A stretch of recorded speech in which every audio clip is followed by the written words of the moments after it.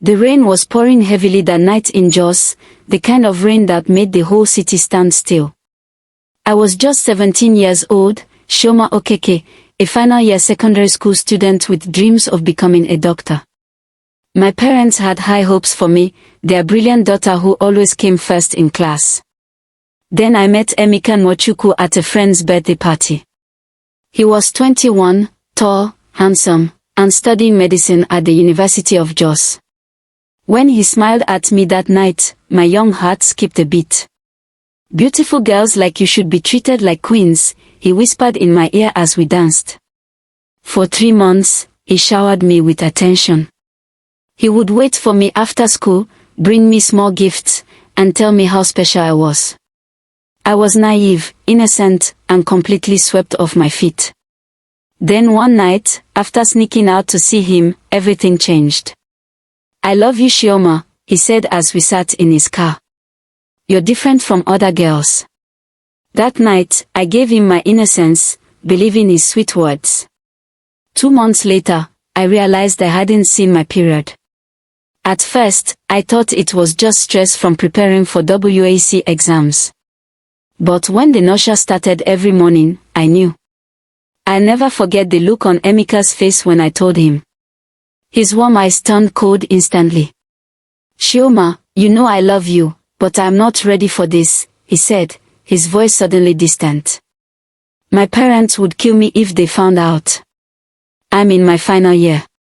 This could ruin everything." I begged. I cried. But 3 days later, he was gone, transferred to a university in Lagos. No forwarding address. No phone number. Just gone. When my parents found out, my father beat me so badly I couldn't walk properly for a week. My mother cried endlessly, saying I had brought shame to the family.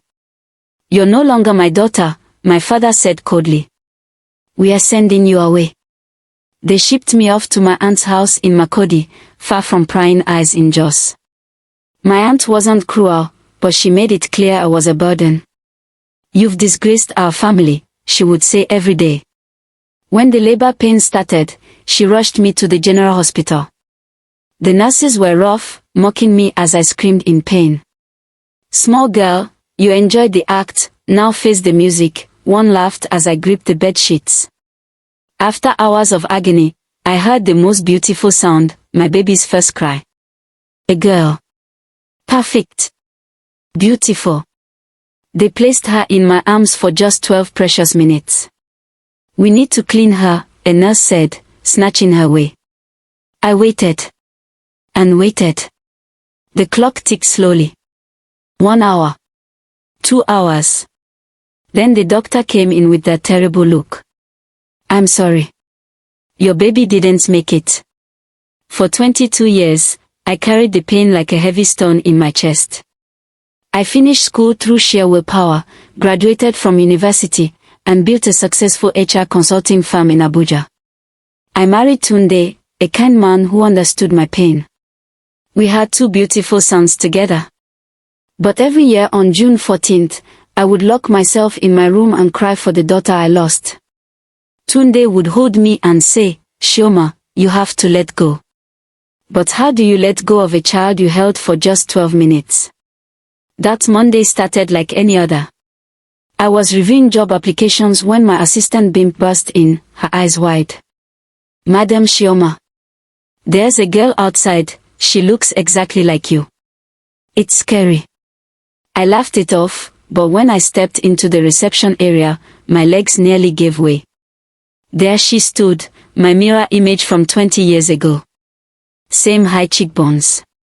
Same dimple when she smiled. Even the same small birthmark on her neck. "Good afternoon, Ma," she said politely. "I'm Ada Emeka, here for the interview." Emeka. The name hit me like a punch to the gut. As we talked, pieces started falling into place. She was from Jos but raised in Makurdi. Adopted. Searching for her birth mother. Then she showed me the birth certificate, my name, my signature, my handwriting from that terrible day. When I whispered, "I'm your mother," the entire office fell silent. We collapsed into each other's arms, crying uncontrollably. That night, when I brought her home, my husband Tunde took one look at us and understood immediately. Now I see why no other girl ever fit in our family pictures, he said, tears in his eyes. We tracked down her adoptive parents, the Adebayos. They were good people who had paid a fortune to a corrupt doctor, not knowing the baby was stolen. We just wanted a child of our own, Mrs. Adebayo wept. We never imagined. Further investigations revealed a shocking baby trafficking ring at the Jos hospital. Young unmarried mothers were told their babies died while the infants were sold to wealthy couples. The doctor who took Ada had since died, but the pain he caused lived on. Ada moved in with us. My sons adored their newfound sister. At first, she called me Auntie Chioma, but one night as I tucked her in, she whispered, "Good night, Mom," and my heart nearly burst. We returned to Jos together, standing outside the now abandoned hospital. As we lit a candle for all the stolen babies, Ada squeezed my hand. "I'm home now, Mom," she said. And for the first time in 22 years, I felt complete. And that brings us to the end of our story. If you enjoyed it, don't forget to like, subscribe to the channel, and turn on the notification bell. Thank you for watching.